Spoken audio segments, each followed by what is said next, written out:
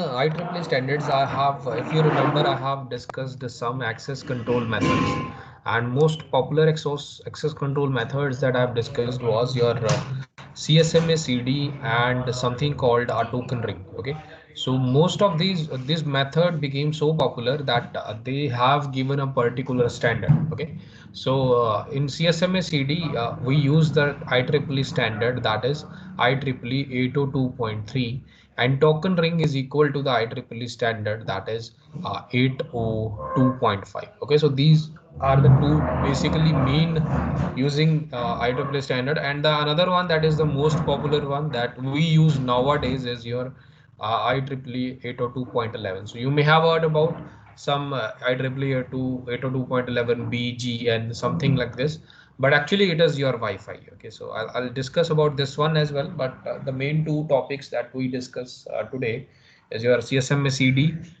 In we have in detail have seen this access control method, how the collision is detected.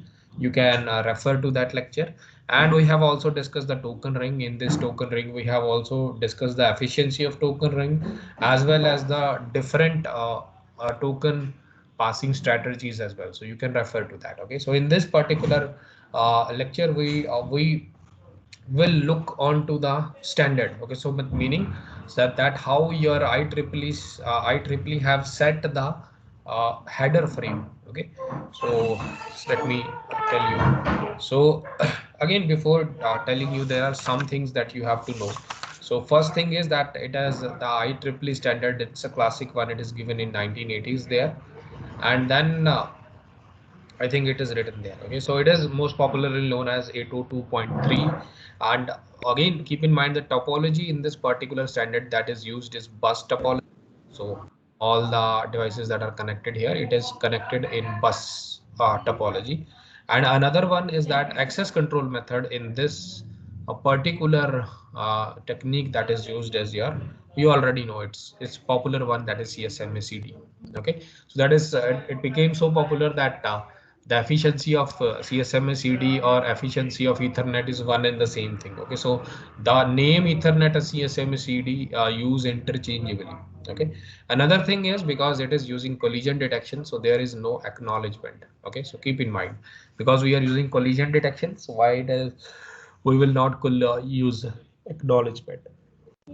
Another thing is, if you have done like an encoding techniques, you may have find this technique, this Manchester encoding technique is used in this one. Okay, so this is a part of your self-study topic, so you may look at it. What is the Manchester? So it's very simple topic. You can refer to it.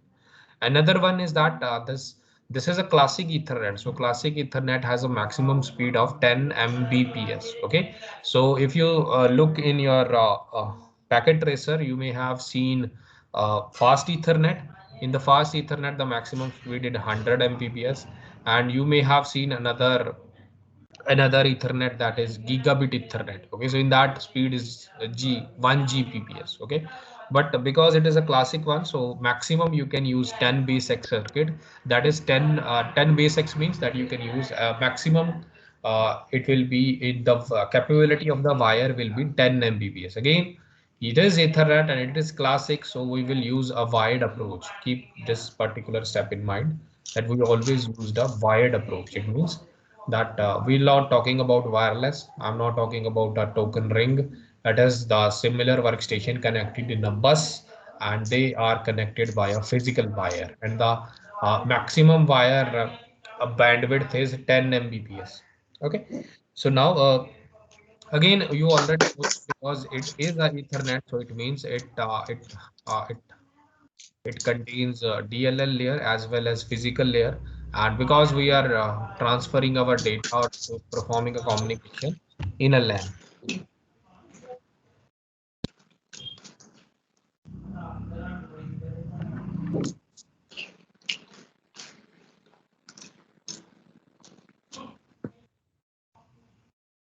Okay, okay. So these are the basic things that you have to know before going towards Ethernet. So keep in mind these things. So already it is written there. So the frame, that is the main concern here. The frame format, that is the frame format that when you transmit the data, when you transmit the data from sender to receiver, it goes in a proper format. Okay, so that format is referred to as a frame format. Okay, so a alongside data there are some other things that are also defined in the frame format. Okay, so that is the main thing here. Okay, so now this is the frame of the classic. So it is actually the initially it was given, but actually the practical frame is this one. Okay, so the difference between these two is initially we are not using SFD here. So that is start of the frame delimiter, SFD, or as of start of the frame SOF. Okay, so this was not used, but when we started implemented, then we are using some frame here, SFD, or start of the frame delimiter. Okay, so actually in practice this is the frame format that we use here. So yeah, okay, so there is also one problem in this. I will correct it when I upload the PPT. There is another field here that is referred to as a length field, and it contains 2 byte of data. So I'll discuss this particular frame in detail. So because we also discuss various kinds of frame afterward, so I'll discuss each and everything in quite a bit of detail, so that when I discuss the frame next, you will easily understand that what I'm talking about. Okay, so just let me copy and paste this one. Okay.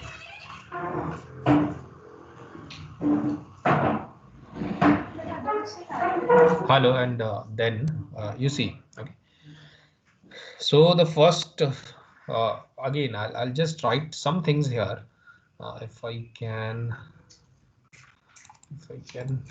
crop it. Okay, so just wait a second if I can crop it.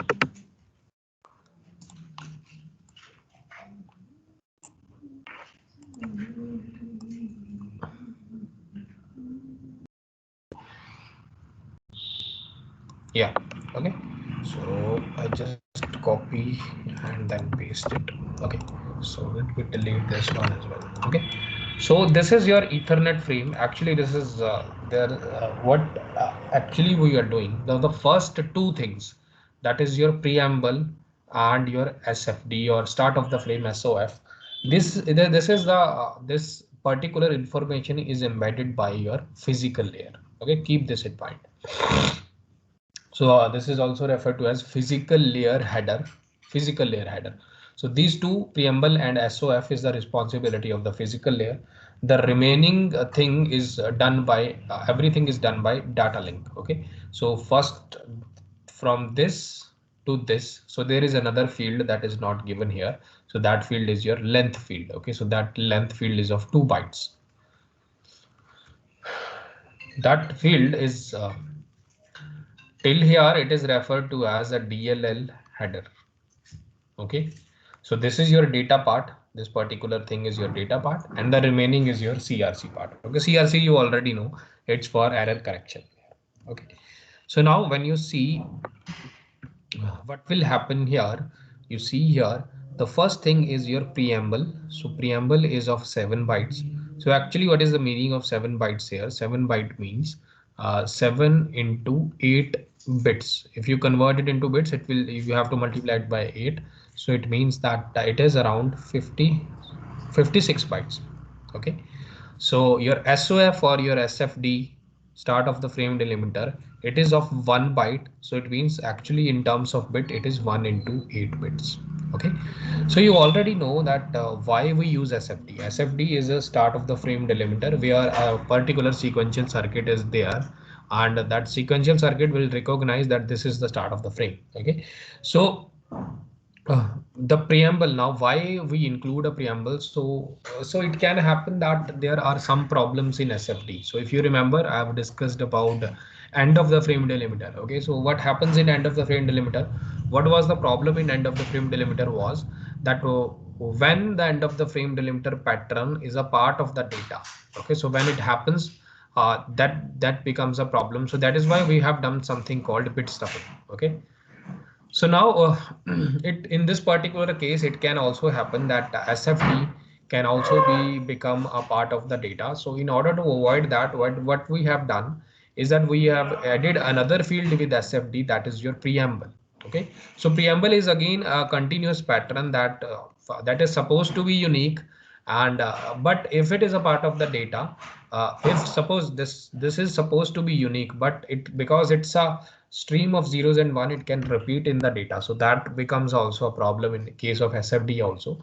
So what we do, we know that 8 bits, sorry, this is bits.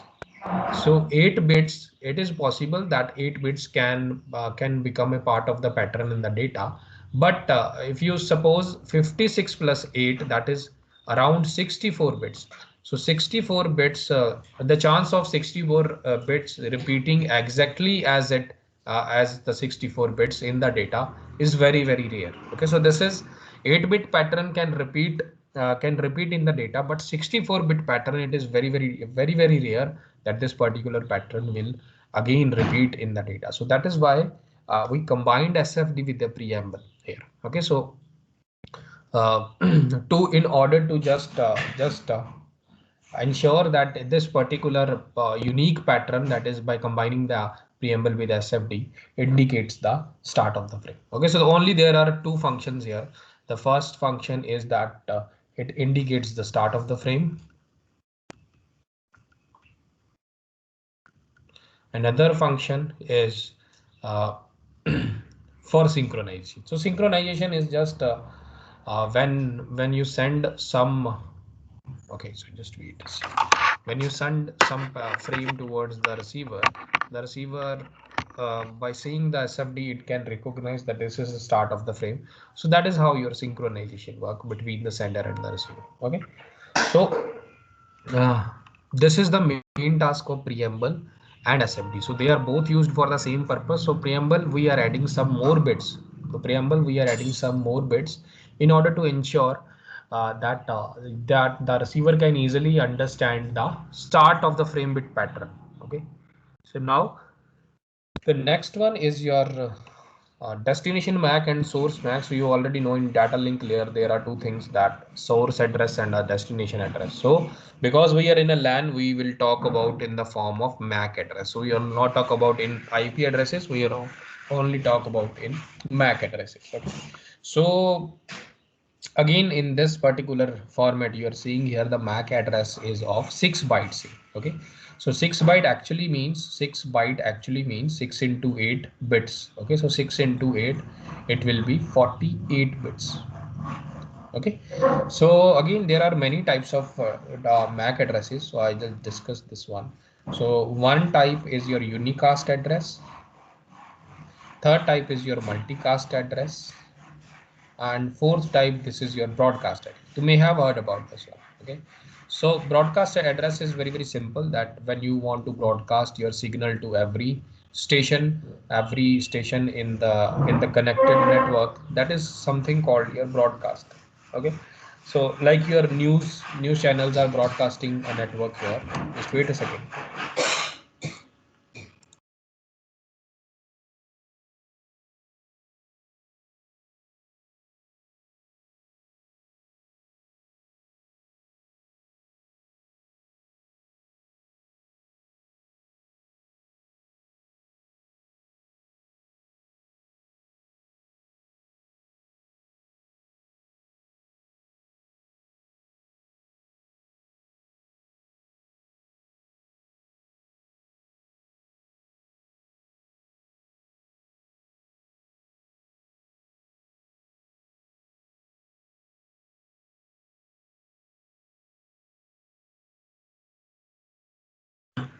Hello. Now, if you're seeing here, what is the meaning of this? Now, these are the types of MAC addresses. Okay. So again, unicast address is a one-to-one mapping. So it means that when you're sending from one particular station to another particular station, multicast is when you want to send from one station to multiple stations, and broadcast is when you want to send all of the when you want to send one signal to all of the stations, that is your broadcast. Okay, so how can you recognize, how can you set the MAC addresses so that you know that it is a unicast address, it's a multicast address, it's a broadcast address. Okay, so it is very simple. So least significant bit of the first byte If least significant bit of the first byte is 0, you can say it is a unicast address. Another one is least significant bit of the first byte. If it is 1, you can say it's a multicast address. And if there are all the bits are ones, okay, so all bits are referred to as ones, then you can say that it is a broadcast address. Okay, I can give you an example so you will understand it better. So suppose your address is given something like this, because it is given in hexadecimal. Okay, so it will be something like 1A, 2B, 3, 4. I just take any random number. Okay, so 8, 9. Okay, so when it is in hexadecimal number, what you have to do, if you want to convert it in binary, you can convert it. It is actually 1. So binary conversion of 1 is 0001. And what is this A is actually 10 in decimal. So how can you write it 10 in binary? It will be 1010. Okay, in a similar way you can refer to this one as 2. How can you write 2? It is 102. So B is 11, so you can write it 1011. In the similar way you can write 3 as 0011. You can write 4 as 0100. Okay, so if you're seeing here, I've said that it is of 48 bits. Okay, so 48 bits. So every, I'll say this is, I refer to this thing as octet. Okay, so why octet? Because it contains 8 bits. So there are 1, 2, 3, 4, 6, 5, 6. Okay, so there are 6 octets. Every octet contain 8 bits. So total there will be 6 into 8, 48 bits. So that is why I'm saying this is the example of a simple MAC address that is given to you. Okay, so if you're seeing here now how what is the unicast here? Unicast say that LSB is the least significant bit of the first byte. Now where is the first byte here? This is your first byte. So it contains 8 bits. That is why it's first byte. And this is second byte, third byte, fourth byte, fifth byte, sixth byte. 6 bytes are there. Now what is the least significant bit? So this is the most significant bit. This is the least significant bit. So it is saying the least significant bit, if it is 0, then this particular address is referred to as a unicast address. Okay, in a similar way you can take an example of this one, like A3 and then B4, something like C5, 67, 89, 56, something like this. Okay, so now if you write it, A is 10, so you already know 1010, so it is 3, so it is 0011. Okay, in a similar way you can write B as a result. Okay, so now it is saying Sir, least significant. Yes. what is LSB? What is LSB. LSB? Okay, so LSB means least significant bit. Least significant bit. So what is the least significant bit? You may have studied this particular thing in digital if you have not. So suppose when you are writing a binary number, okay, so binary number is suppose 0 0 1 1. Okay, so this is some binary number that I have written. So actually what actually it is in decimal, so you can figure it out, 1 2 4 8. So this is a method that you can easily convert any binary number to a decimal. So what is this number in decimal? 8. It is written as 8 plus 4. The decimal number here is 12. Okay, so now if you're seeing here, which of these particular positions are contributing most here? Okay, so this is the most significant bit that is contributing most here by giving it as 1. Okay, so this is contributing least because it is only contain a weight of 1. It is contributing most because it contains a weight of 8. So that is why this particular thing referred to as a least significant bit, this particular portion. And that is why this particular portion is referred to as most significant bit, because it contributes more when we are setting a number, because it has a more weight. Okay, so that if you are writing any binary number, in any binary number, the least significant will be this one, because it is the weight here is very less, and this will be your most significant bit. Okay, so now here if you're seeing here, it is saying that the least significant bit of first byte is 1. If it is 1, then you can say that it is a multicast address. Okay. So now this is your first byte. Check the least significant bit of the first byte. This is the least significant of the first byte, that is 1. So this is the example of a multicast address. Okay. So similarly for this is again I'm in showing it in form of hexadecimals. Okay. So again, this is very simple. So broadcast address is when all the bits are 1. So it is denoted mostly by this one. FF, FF, FF, FF. Okay, so there will be six octets that will contain 2F, so it will be total 12 Fs. Because why it is F? Because if you know what actually F is 15. Okay, so how to represent 15 in binary number is 1111. So that is why all the bits are 1 here. When all the bits are 1, you can directly say that it is a broadcast address. One other thing, if you're seeing here, this address FFFFF, the first byte of the first, sorry, the least significant bit of the first byte, it is also 1 here. Okay, so you can say that it is also a multicast address as well as it is also a broadcast address, because it is satisfying the condition of the multicast that says that the least significant bit of the first byte should be 1. Okay, so it satisfies the condition. So I can say that every broadcast address is a multicast address, but I cannot say the reverse. Every multicast address is not a broadcast address, because multicast, for a multicast address to be a broadcast address, everything have to be 1. But in multicast address, the only there is one condition, that the LSB of the first byte should be 1. Okay, so I can say that a broadcast address is all the broadcast addresses are multicast addresses, but all the multicast addresses are not broadcast addresses. Okay, so that is the relation. Now, when I have discussed now this, I have discussed this.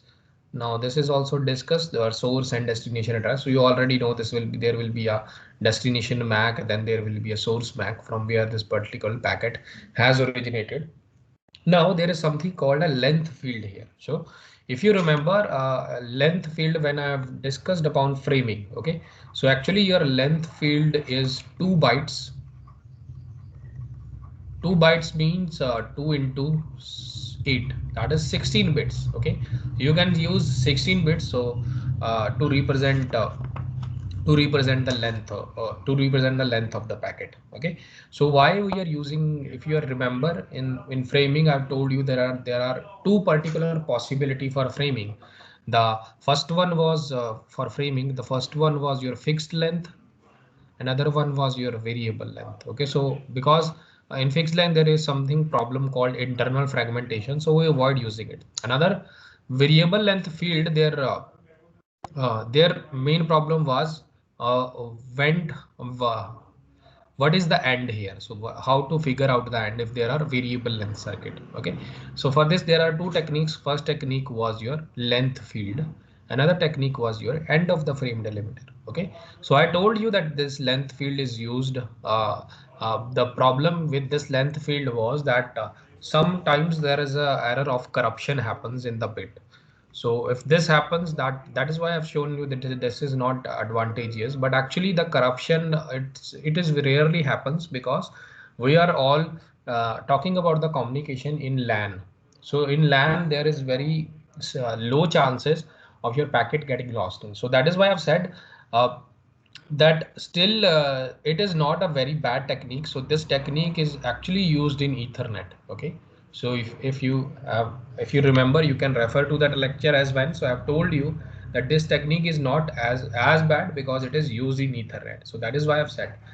Now this length field is used to indicate the length of the whole packet. So for that 2 bytes or 16 bits have been indicated in this. Okay. Another one is your data plus padding part. Okay. So the remaining part here is the data plus padding part. So I'll tell you one thing here. Just let me see if I can copy and paste it.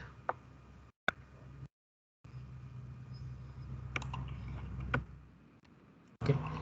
Just let me.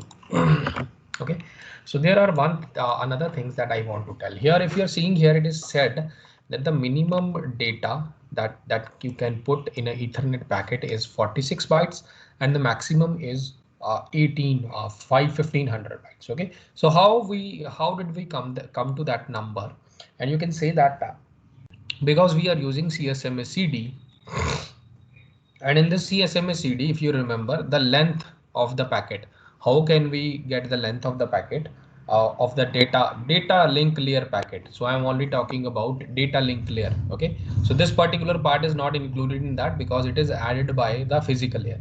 I'm only talking about from this end to this end. I'm only talking about the length of the packet should be greater than 2 into TP into bandwidth. You have already heard about this one. Okay, so we have figured, we have derived this formula in the CSMACD. You can refer to it. Okay, so now if you put by putting the standard values here of Ethernet, by putting the standard values of Ethernet here, it is finding that the length should be minimum. The length should be minimum at least of 64 bytes. Okay, so you can refer to the calculation if you want. So I'm just telling you by by just putting the standard values of Ethernet, you can get the length of the packet. That is the length of the frame. So this L is the length of the frame. Keep in mind, frame. I'm talking about frame.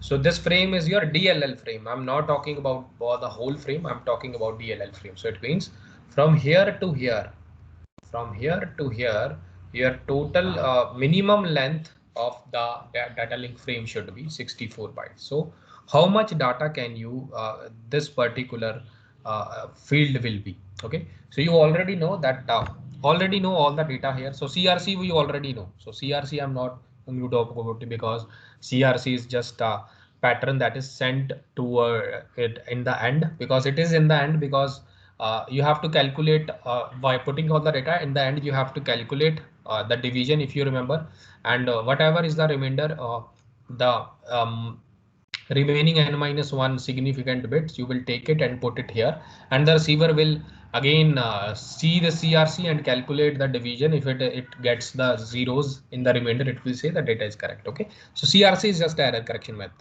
error detection method. You already know about it. Okay, so now if you see here from this, okay, so there is source destination address, source address, length field, data field, and CRC. So I'm saying that this particular frame should be at least should be 64 bytes. Okay, so you already know what is the destination at this 6 length is 2 byte. Data I don't know, so I'm considering it as X. What is CRC? CRC is of 4 byte.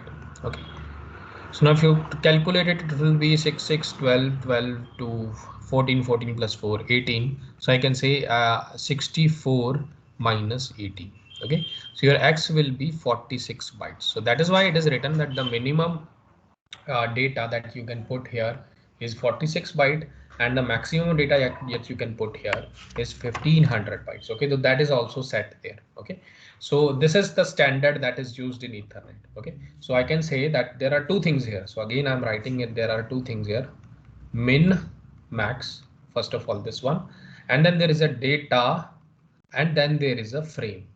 Okay, so now you remember from the CSMACD formula I'm able to calculate the length of the frame. Okay, so the length of the frame here is 64 bytes, and if you minus 18 from it, you will get the data link layer. Okay, so data that is present inside the frame. So if you minus 18, or if you figured it out, it is 46, then you can add 18 to it, you will get the frame size. Okay, in the similar way, the maximum data that is possible here, it is written here, it is 1500 bytes. So the length of the frame can be, maximum length of the frame that can exist is 15 or 18. Okay, so keep these numbers in mind. Okay, so keep in mind that frame and data, length of the frame and data is totally two different things. Okay, so your frame will include destination address, source address, and CRC, data link layer frame. Okay, so this is how you calculate it. Okay, so this is, all these things are written here, so you can refer to it. So again I will refer to this one, so I'll correct it. There is something, there is one field missing here, that is length field. Okay, so that is of 2 bytes. Okay, So all the things that are written here, that preamble, start of the frame, everything you can go. Here the length field is written, but it is written wrong. Here it is of 2 bytes. Okay, so keep that in mind. Now another standard is your IEEE 802.5, that is token ring. Okay, so in this token ring you may find some familiar packets here. So SFD you already know, start of the frame delimiter. So it's a unique pattern. This you know, destination address, source address, because it is again inside the LAN. It means data link layer. So it is again dealing with source MAC and destination MAC. Okay, so if you are seeing here, it is 6 and 6 byte, and data again I'll tell you the data part here. Now another one is CRC, you already know, I've told you about it. I think there is a mistake here, it is around 4 bytes here. So again this I will correct this particular thing, it is 4 bytes. Okay, so another one is your end of the frame delimiter, that is 1 byte, and your frame status. So I'll tell you about it. Okay, so token frame is a different thing because I'm talking about token ring here. So if you remember what is token ring, this is the thing that I've used for token. Now when you are sending data, there's something called a token. Okay, so token, when a station has a token, only that station will be allowed to transmit the data. Okay, so this is the frame of this token. Okay, so you have two things here. First is your data frame, second is your token frame. So token frame is different. Okay, so it again contain SFD. AC I will tell you, this is access control, and ED is again end of the frame delimiter. Okay, so first thing is start of the frame delimiter. You already know what is the start of the frame delimiter. So it indicates, it's a unique pattern. It indicates the start of the frame. Okay, so let's say station that the arrival of token has come, and you will uh, uh, start seeing that what if the particular token, if the particular message is referred to a particular station. Okay, so that indicates the start of the frame. And another one is access control. So access control, it is again divided into 3 parts here. First part is your 4 parts actually. It is priority bits and reservation bit.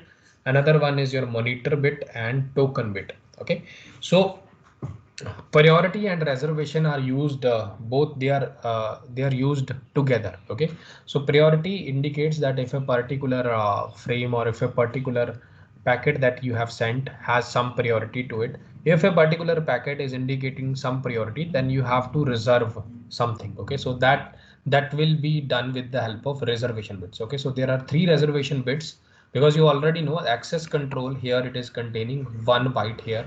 So 1 byte means 8 bits. Okay, so 8 bits. Out of these 8 bits, 3 will be used for reservation and 3 will be used for priority. So total 6 bit will be used.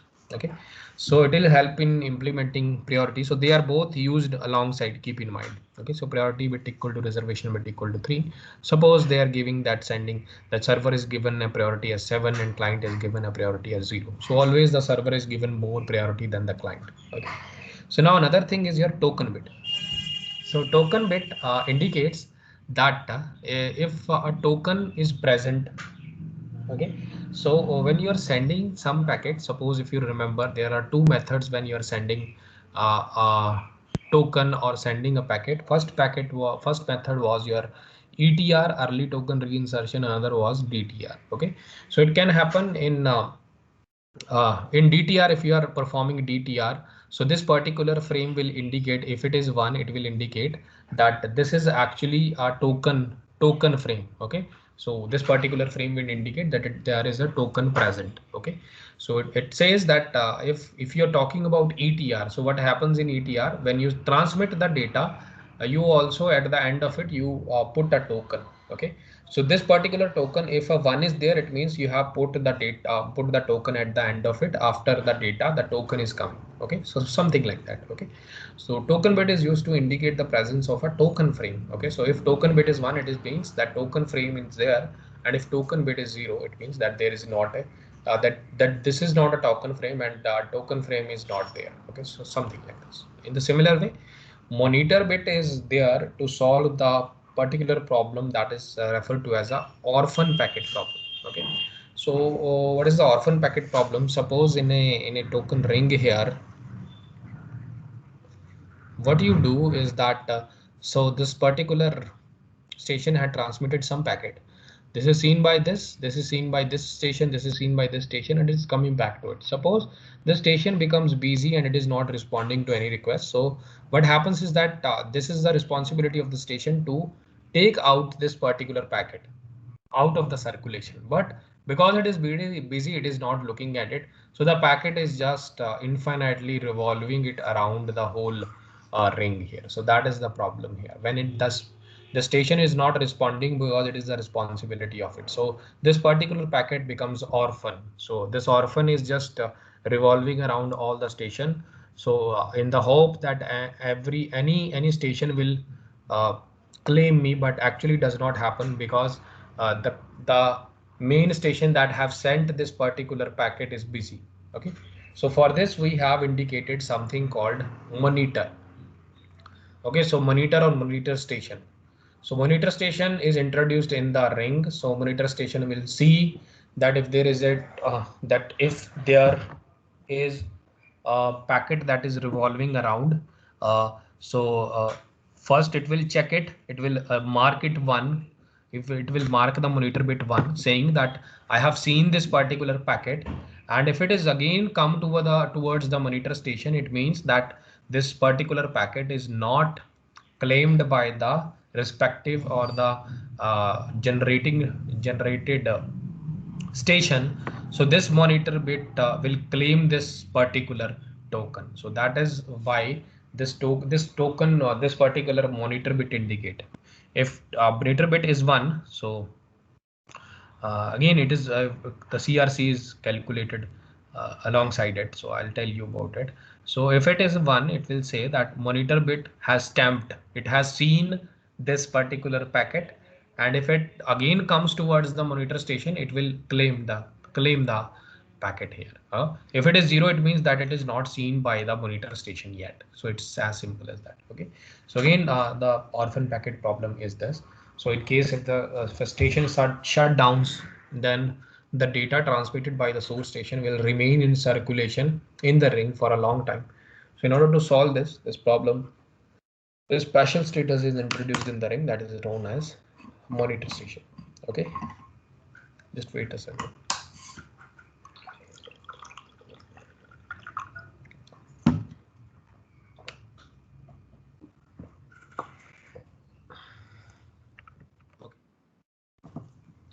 Okay, so we have seen till now we have seen SFD, AC.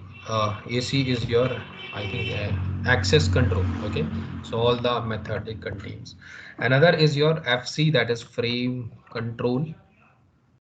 Now frame control, it is indicated by just one byte, that is 8 bits. Okay, so in the 8 bits, some bits are used, others are not usable here. Okay, so first bit, the first 2 bits indicate either it is a data frame or it is a control frame. Okay, so again the remaining 2 bits are not used here, so it is only used for these 2 frames for indication.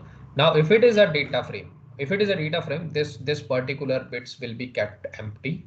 This will not be used. But if it is a control frame, then this particular bit will be filled with some pattern that will indicate the type of a control frame, that which type of a control frame is it. Okay, so you can look at it, how many type of control frames are there and which particular type indicate which. Okay, again I'm not saying because with 6-bit 2 raised to power 6 particular numbers can be generated, but I am again saying there are not that many control frames that are present here, so it will be very less than that. Okay, so that is why I'm saying all the numbers are not usable in this one. Okay, so in from frame control. Another thing is your destination address and source address. We have already discussed this. It's the same thing because it is inside a MAC address.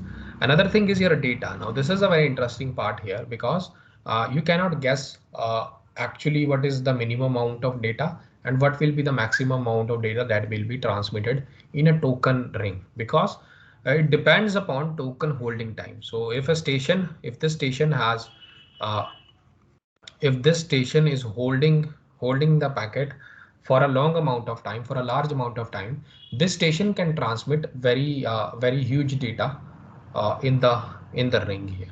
But if the token holding time of the station is very less, it will be able to transmit low data. Okay, so data length only depends upon the token holding time. Okay, so if you have defined the token holding time, based on that only, that is why I cannot give a minimum or a maximum number in this. Okay, so it is again, it's more useful than your Ethernet, because every time the data is not, every time the station does not have any data to send. So that is why token is a uh, efficient approach than the Ethernet one, because at that you have to do carrier sense or other things, but in this particular case you do not have to do that. Okay, so token ring imposes no lower bound on the size of the data. That is an advantage over Ethernet. Okay, so because Ethernet says that you have minimum, you have to send 46 bytes of data. Now this is a approach. Okay, so if you do not have 46 byte of data to send, you have to do a padding. Okay, so that is wastage. So every padding is a wastage of space. Okay, now this is a cyclic redundancy. Cyclic redundancy is mostly placed on the end of it, because because it is calculated in the end. Because but if you are seeing in this token part, it is not placed at the end of it. So if it is placed here, so it means it is placed here. So it means that it is calculating the CRC only at from this part. Okay, so it means that ED and FS is out of the CRC. So when we are calculating CRC, ED and FS will not be a part of the CRC. Okay, so there are many problems here. So because when you send a data towards another station, this ED and FS bits are changed. Okay, so every station can change this ED and FS bits. So due to this, what can happen, that again you have to calculate CRC. So in order to avoid that thing, we just keep out this ED and FS. So ED is your end of the frame delimiter. So it will be, again, if you remember, it's a unique pattern. You can mark it. Now if you want that ED, if ED, suppose if you want to check that if ED 1 or 2 bit is changed, so if there is a single bit error or any bit error, so for that we have placed something called AC. So your FS, sorry, FS. Okay, so frame status will again, it is implementing a low level error detection here. Okay, so with the help of these 2 bits that is available at a copy bit. Okay, so FS is able to control to perform error detection